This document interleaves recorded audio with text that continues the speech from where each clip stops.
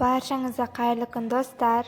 Бүгін біз сіздермен ажурные блинчики дайындайтын боламыз. Бұл бір жасағаннан осындай болып өте керемет болып шығады. Сол үшін видеоны міндетті түрде соңына дейін көріңіздер. Ең алдымен таза ыдысымызға жылы кефирді қоямыз.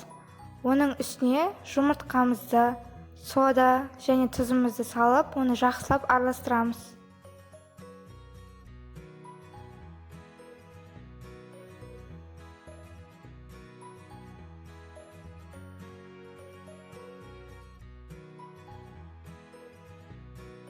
Оның үстіне қантымызды салып, оны да жақсылап араластырамыз.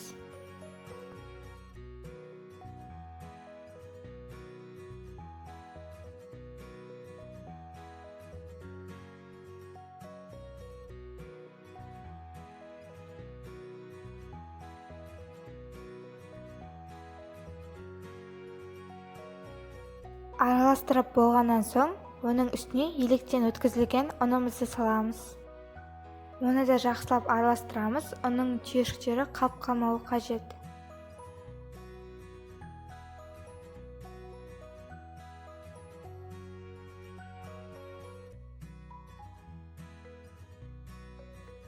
Енді оның үстіне қайнап тұрған ыстық суды құямыз.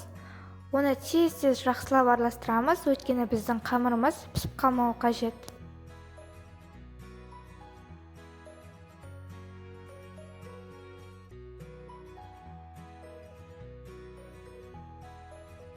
Ең соңында сұйық майымызды құйып, оны да жақсылап араластырамыз.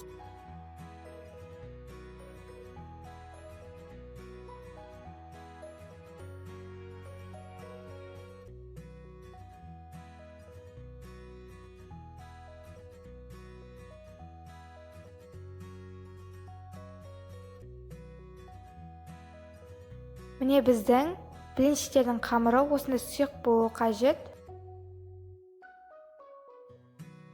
Табамызды орташа отқа қойып, оны жақсылап қыздырып, оның үстіне май жағамыз.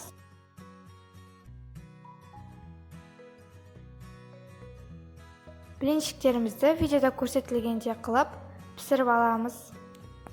Және блинчиктерімізді аударатын кезде асықпай аудару қажет, өйткені ол жыртылып кетуі мүмкін.